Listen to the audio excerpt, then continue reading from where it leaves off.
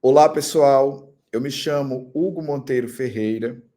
Eu sou escritor da Autêntica. No momento, eu tenho 2 títulos publicados com a Autêntica. Um é o meu livro Antônio, essa preciosidade que linda que eu tenho. É um livro de literatura para crianças maiores, crianças ali na segunda infância, na terceira infância. Nele eu trato de um tema bem delicado, mas eu tentei fazer com muita poesia, tentei fazer com muita ludicidade. A ilustradora, minha querida Camila Carrossini, fez um trabalho maravilhoso e Antônio está aqui no selo Yellowfante e pode chegar ao coração de vocês. Eu vou falar um pouquinho sobre ele nesse momento aqui de conversa, de bate-papo sobre a escola como um espaço acolhedor. Também eu tenho pela Autêntica, e esse é mais recente, saiu agora, está fresquinho, é um livro teórico destinado a professores, professoras, psicólogos, psicólogas, pais, mães, cuidadores, cuidadoras. É um livro lindo, ele se chama Agora o Meu Chão São as Nuvens, tem um subtítulo As Famílias Contemporâneas e os Desafios na Educação de Crianças e Adolescentes. É um livro que você pode ler, professor, você pode ler, professora. Na verdade, eu acho que você deve ler o meu livro, porque ele vai ajudar muito na compreensão sobre as relações familiares, na compreensão sobre as relações professor e aluno, na compreensão sobre saúde mental, sobre educação de meninos, sobre a importância de uma relação saudável entre família e escola. Então, está aqui para você o meu livro também, Agora o Meu Chão São as Nuvens. Vou até colocar os dois aqui ao lado, para ficar bem legal. Ó. Antônio e Agora o Meu Chão São as Nuvens. A gente que é autor tem que divulgar o nosso trabalho, não é verdade? Então, eu aproveitei esse início logo para fazer essa divulgação e, ao mesmo tempo, também porque nessa nossa conversa eu vou falar um pouquinho sobre eles.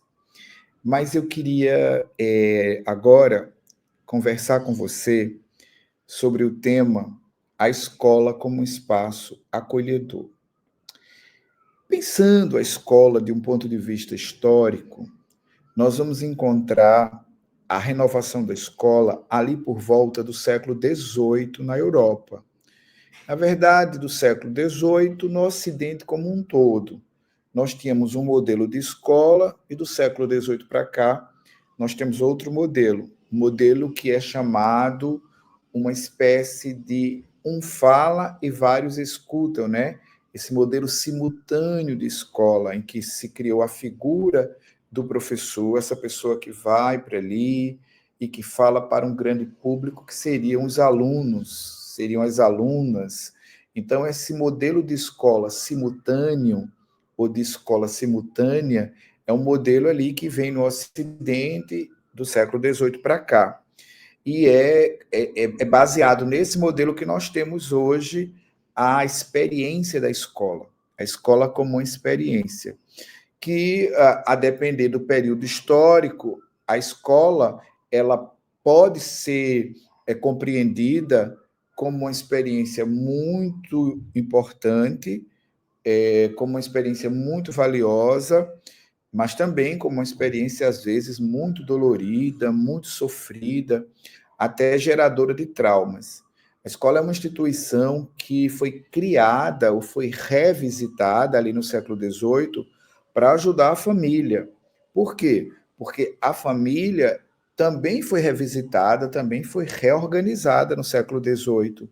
Do século XVIII para cá, nós vamos ter um novo papel da mulher na família, nós vamos ter um novo papel da criança na família, nós vamos ter a emergência da figura do adolescente.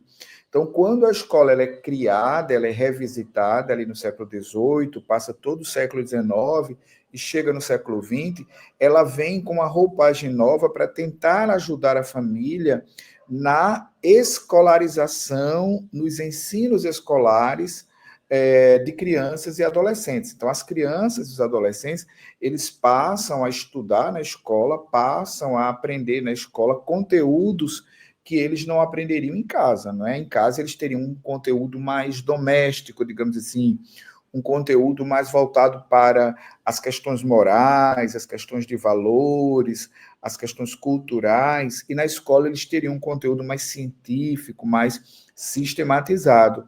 Então, nós vamos ver uma parceria família-escola logo na emergência dessa nova escola.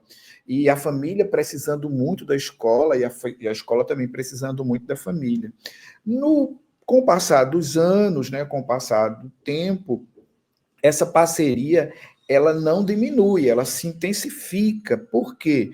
Porque a escola ela começa a perceber que os grandes problemas que estão presentes na família, os problemas de relacionamento, os problemas traumáticos, os problemas que envolvem questões que são mais intrafamiliares, eles vão aparecer na escola. A escola vai ser um espaço de ressonância dos problemas familiares e ressonância dos problemas também da sociedade como um todo. A escola é uma instituição social e nela irão ressoar muitas questões que estão tanto na sociedade de modo mais geral, como na sociedade intrafamiliar. Então, a escola vai precisar se recolocar no mundo, vai precisar se revisitar no mundo, e muitas vezes, apesar dela ter sido reorganizada para atender às demandas da sociedade, para atender às demandas da família, mas especialmente, ela muitas vezes vai precisar se opor à família, vai precisar se opor à sociedade para poder criar estratégias de renovação, tanto da família quanto da sociedade de modo geral.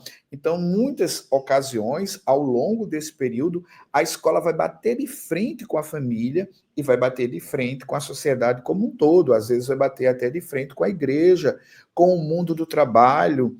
Então, ela vai poder, enquanto instituição social, ela vai poder lidar com uma complexidade enorme, não é? Às vezes até questões paradoxais. A escola que foi criada para ajudar no desenvolvimento infanto-juvenil é a mesma instituição que prepara a infância e os jovens para criticar a sociedade que a criou. Então, ela é uma instituição paradoxal, uma instituição muito complexa, que envolve uma comunidade. A escola é constituída por uma comunidade. Ela tem a comunidade estudantil, a comunidade dos professores, a comunidade dos gestores e a comunidade familiar. Quando nós falamos comunidade escolar, nós falamos de um grupo grande constituído de vários agentes. Agentes que estão presentes na escola no cotidiano, crianças, adolescentes, jovens, professores, professoras, gestores, pais, mães, cuidadores, cuidadoras, esse grupo todo está presente na escola. Então, desde a sua renovação, ali no século XVIII, até os dias contemporâneos, a gente pode dizer que a escola é uma instituição fundamental no desenvolvimento de crianças e adolescentes, tanto do ponto de vista cognitivo, como ela foi inicialmente projetada para ser, quanto do ponto de vista de valores, valores morais, valores éticos, esses valores que haviam ficado mais com a família e com as religiões, passaram também a ser exigidos pela escola, e a escola ter que se mostrar e se colocar no mundo, na educação de crianças e adolescentes, a partir de valores morais, de valores éticos, porque com esses valores a escola percebeu que poderia ajudar no seu projeto inicial, ou seja, no desenvolvimento das habilidades e das competências cognitivas, quer dizer, usando as questões de atitudes, não é? As atitudes que têm a ver com atravessamento moral, com atravessamento ético, e essas questões podendo ser ampliadas e melhoradas e ajudadas, e também ampliar, melhorar e ajudar as questões de ordem mais cognitiva. Então, a escola que foi projetada para ajudar na cognição, ela precisou depois acolher as questões que estavam mais no campo da atitude. E essas questões que estavam mais no campo da atitude foram inicialmente destinadas a outros organismos sociais, como a família, como as religiões, enfim. E a escola chegou a um determinado momento do tempo que ela disse: epa, eu não posso só ensinar os conteúdos científicos, porque como é que uma pessoa aprende os conteúdos científicos se ela não tiver valores éticos, valores morais que ajudem na compreensão e na explicação desses conteúdos na vida, onde de fato acontece o que a escola nos ensina. A escola não foi preparada, ela não pode se eximir ou ela não pode ficar isenta a essas questões, porque ela prepara você para a vida, não prepara você exclusivamente para fazer uma avaliação, para fazer uma prova, para se submeter a um exame. A escola prepara você para a vida. Então, na medida em que ela prepara você para a vida, ela precisa corporificar, materializar na sua estrutura a própria vida. A escola é vida. Então, como vida, ela precisa alimentar a vida, e a vida das crianças, a vida dos adolescentes, são vidas que estão muito presentes na escola. Se você pensar no Brasil, por exemplo, a nossa estrutura de carga horária é uma estrutura de carga horária relativamente grande, a julgar, sobretudo, por escolas que têm tempo integral, ou seja, aqueles 2 turnos, você vai encontrar ali o tempo maior da criança e do adolescente destinado àquele lugar, àquela convivência social. Né? Na escola você tem ali uma experiência muito específica para crianças e adolescentes. Então, a gente viu que se ela foi criada ali no século XVIII, renovada, virada essa instituição simultânea para atender as demandas da família, para atender as demandas da sociedade, lembrando a gente, né, que ali no século XVIII você vai ter uma grande mudança no campo econômico e social no Ocidente, sobretudo com o advento das indústrias. Então, a chegada das indústrias muda a família, muda o comércio, muda o trabalho, muda também a escola e como é que você vai preparar as pessoas para o comércio, para o trabalho. Então, a escola assume esse papel, que é um papel mais de alfabetizar e de construir competências intelectuais. Depois, ela percebe, eu não posso construir competências intelectuais, eu não posso construir conhecimentos se essas pessoas estiverem moralmente, eticamente vulneráveis. Então, vou precisar lidar também com essas questões. Então, a escola, que inicialmente foi criada para as elaborações cognitivas, ela passa, em um determinado momento da sua própria existência, a começar a perceber que vai ter de trazer para o currículo escolar esse grande emaranhado de elementos que é o currículo escolar, ela vai precisar trazer elementos também ligados às questões atitudinais, como nós chamamos, né? E com o passar do tempo, para além das questões atitudinais, nós vamos ver, sobretudo na contemporaneidade, a escola precisar ficar atenta e atuar no campo da saúde mental.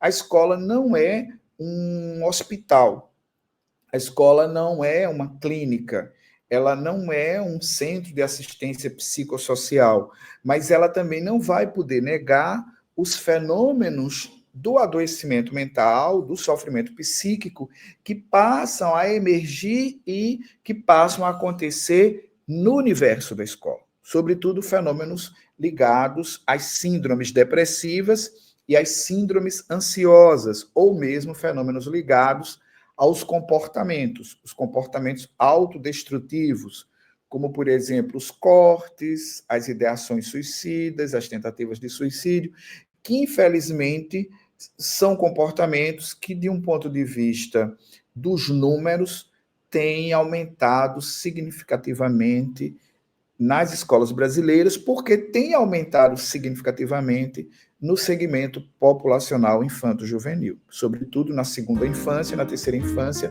e nas 2 adolescências, como eu gosto de dizer, a primeira adolescência e a segunda adolescência. E se nós pensarmos a escola um pouquinho mais avante, vamos pensar também as universidades, as faculdades, o ensino superior, que, de algum modo, no meu entendimento, também são escolas e que vão receber essas mesmas questões no seu âmbito e no seu funcionamento.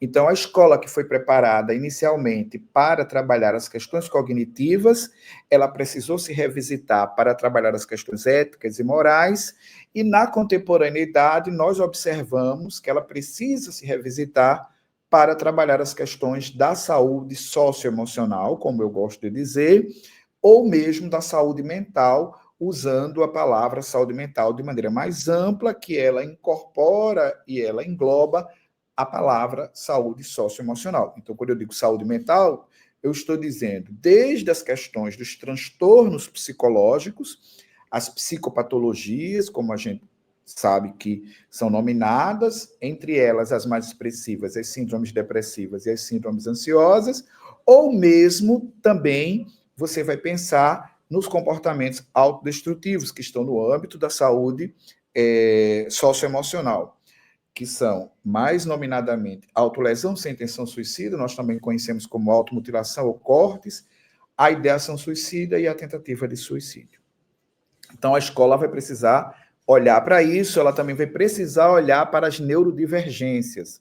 Nós vamos perceber que a escola ela vai começar a lidar com situações como autismo, transtornos de aprendizagem como TDAH, dislexia, são questões que estão relacionadas diretamente às aprendizagens e a escola vai precisar lidar com isso, parando para pensar o seguinte: como é que eu incluo pessoas neurodivergentes em movimentos escolares que não estavam preparados ou não estavam conscientes da presença e da existência dessas pessoas no campo escolar. Então, a escola vai precisar ser revisitada, reestruturada, redimensionada para incluir pessoas neurodivergentes.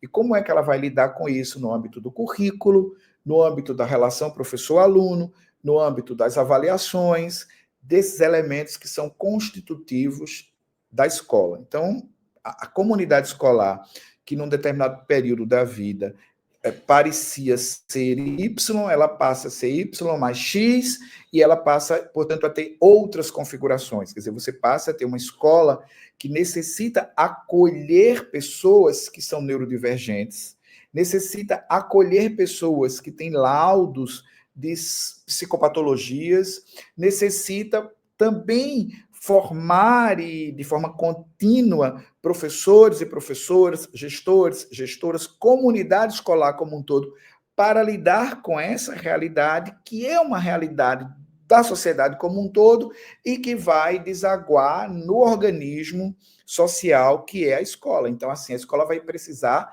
revisitar toda a sua estrutura arquitetônica, sua estrutura pedagógica, para poder se tornar uma instituição inclusiva. Essa instituição inclusiva, que eu poderia até, fazendo aqui um sinônimo, dizer uma instituição que acolhe, uma instituição acolhedora. Acolher significa não excluir. Então, agora eu preciso incluir. E para incluir, eu preciso me reestruturar. Como é que eu vou trabalhar com pessoas neurodivergentes? Como é que eu vou formar professores nas universidades? Pessoas que estão sendo licenciadas para trabalhar com pessoas neurodivergentes? Como é que eu vou agora trabalhar com pessoas que têm algum tipo de psicopatologia? De que modo eu vou fazer isso como escola? Para fazer com qualidade, fazer de forma amorosa, fazer de forma cuidadosa, de forma compassiva, empática, e, ao mesmo tempo, respeitosa no campo da intelectualidade. Então, a escola que foi preparada para a cognição, depois precisou revisitar os campos morais e os campos éticos, e, na contemporaneidade, no meu entendimento, ela precisa revisitar como trabalhar com as questões da saúde socioemocional ou da saúde mental, pensando saúde mental como uma palavra mais ampla. Isso torna a escola uma clínica e um hospital? Não. Isso torna o professor e a professora profissionais da saúde mental? Não. Mas também a escola não pode, não deve simplesmente acreditar que está isenta ou alheia aos fenômenos sociais que se dão com o segmento infanto-juvenil. Então, esse é um ponto que eu acho fundamental para que possamos entender essa questão do acolhimento. E aí, no acolhimento, a escola também vai precisar lidar com uma nova ideia de corpo, né? Os corpos que chegam na escola não são mais os corpos que chegavam. Você hoje vai ter a presença de corpos que chamam a escola para uma questão central. Por exemplo, corpos trans. Você vai precisar entender como é que lida com pessoas trans na escola. Qual é o lugar das pessoas trans? Como é que elas são respeitadas? Como é que elas são acolhidas? Como é que elas são percebidas? E como é que elas são vivenciadas no âmbito do universo escolar? Uma menina trans, um menino trans, um adolescente trans, quer dizer, meninos e meninas que têm corpos trans, que são corpos que chamam para essa discussão, a discussão do gênero, a discussão da posição de direitos humanos. Quer dizer, a escola vai precisar lidar com essa questão de forma bastante forte e de forma bastante lúcida para perceber como é que ela acolhe e de que modo ela pode acolher respeitando, criando horizontalidade nas relações, não fazendo hierarquias opressivas ou hierarquias que irão diminuir os corpos trans, as pessoas trans, porque há no universo social a emergência dessas pessoas que vão chegar às escolas. E como é que agora nós vamos lidar com isso? Então, aquela escola do século XVIII, que foi preparada para ajudar a família, ela continua sendo preparada para ajudar a família. Mas a família foi revisitada, então eu preciso também revisitar a escola para incluir, para acolher, para ser espaço de integralidade, espaço de vida, como eu havia dito antes. Né? Então, a escola precisa também rever as questões ligadas às discussões étnico-raciais. Ela precisa ver como é que se dá a presença da etnia negra na escola, como é que se dá a presença da etnia indígena na escola. Isso eu me refiro a escolas brasileiras, porque, por exemplo, se eu estivesse falando de escolas portuguesas, eu também diria como é que se dá a etnia cigana, que é uma etnia que é muito forte em algumas cidades portuguesas. Então, como é que no Brasil nós vamos lidar com a chegada de uma discussão sobre relações étnico-raciais? Como é que eu incluo a discussão sobre etnia? No Brasil nós temos legislação para dar conta da discussão da cultura africana na formação da identidade brasileira. Não é? Então, nós vamos precisar discutir a cultura africana, a cultura indígena, como essas culturas, elas devem ser incluídas no material didático, nos livros de literatura para criança, de literatura para jovem, na formação continuada de professores, no currículo escolar como um todo, para que a escola possa acolher. E a escola só se tornará acolhedora na medida que ela ouvir toda essa pluralidade e essa diversidade que são constitutivas, que são constituintes da sociedade como um todo. A escola é um organismo social, ela não é um organismo alheio, ela não é um organismo neutro de um ponto de vista ideológico. Ela tem muita ideologia e ela precisa ter muita ideologia para poder viver a experiência da democracia na escola. Não é uma escola, ela é a representação mais explícita da diversidade, porque nela todas as vozes, todos os corpos, todas as pluralidades precisam estar quando nós pensamos num sistema como o nosso. Então, quando eu digo uma escola acolhedora, como um espaço que acolhe, eu também penso uma escola com um tempo que acolhe, né? Uma escola de tempo e de espaço que acolhe. Na medida que acolhem crianças, acolhem nesses campos sobre os quais eu falei, e precisa pensar na vida do professor e da professora na escola. Precisa pensar na vida do gestor e da gestora na escola. Precisa entender qual é a diferença entre uma escola pública e uma escola privada, como as duas estão em pontes que são comuns, mas como elas também estão em espaços que são diferentes. Então, precisa pensar como a escola é uma instituição desse porte, precisa pensar como a escola também é um espaço e um tempo de acolher bibliotecas, a biblioteca escolar como um grande disparador, um grande elemento de difusão da formação do leitor, a formação do leitor como sendo essa estratégia maior da formação crítica, da formação emancipatória, da formação de autonomia, da formação de pessoas que sabem escolher e discernir para que possam revisitar a sociedade como um todo. Nesse sentido, então, pensar a escola que acolhe é pensar uma escola aberta. Aberta no sentido de não querer enquadramentos. E quando ela não quer enquadramentos, ela não pode ser uma escola que passe a defender uma religião como sendo uma religião única e exclusiva dela. A escola precisa ter laicidade, precisa ser laica, ela precisa ter todas as crenças religiosas ou não ter crença religiosa nenhuma, tudo no seu universo de diversidade, de pluralidade. Então, eu acho que quando a gente pensa em escola como um espaço acolhedor, um espaço de acolhimento, nós estamos pensando a escola como um espaço que escuta, um espaço que ouve, e quando ouve, ouve o outro não como você gostaria que o outro fosse, mas como o outro se apresenta. Nesse sentido, eu acho que vale a pena dizer aqui que essa escola que acolhe, ela é uma escola que protege.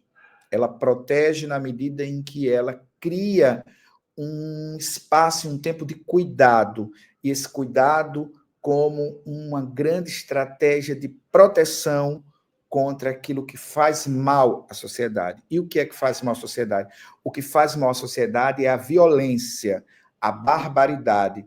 Nesse sentido, eu quero lembrar que no meu livro Agora o Meu Chão São as Nuvens, eu chamo a atenção para os ataques às escolas, os massacres às escolas, e como isso tem a ver com a violência e a barbaridade que estão presentes no mundo social. E a escola como uma instituição que é atacada porque é uma instituição que representa também proteção. Então, no Agora o Meu Chão São as Nuvens, eu chamo a atenção sobre a importância de se educar pessoas para que elas não ataquem pessoas, mais especialmente meninos, porque os números nos mostram, os exemplos nos mostram, as ilustrações nos mostram que quem ataca são meninos e atacam meninas. Então, como educar meninos que não ataquem meninas, que saibam respeitar e compreender os papéis de gênero?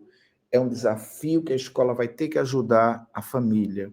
E, ao mesmo tempo, quando eu penso em Antônio, esse garotinho vítima de abuso sexual, como eu trato aqui no meu livro, como é que a escola pode ser um espaço e um tempo de proteção integral, sendo um espaço e um tempo também para que a criança fale as suas dores. Então, nesses 2 meus livros, publicados pela Autêntica, eu acho que eu consigo falar para vocês sobre esse tema tão relevante, que é o tema da escola como um espaço acolhedor. Um beijo no coração e que vocês possam ter experiências maravilhosas na escola e possam ter na escola um espaço de cuidado para vocês e para quem vocês se direcionam no campo profissional. Um abraço.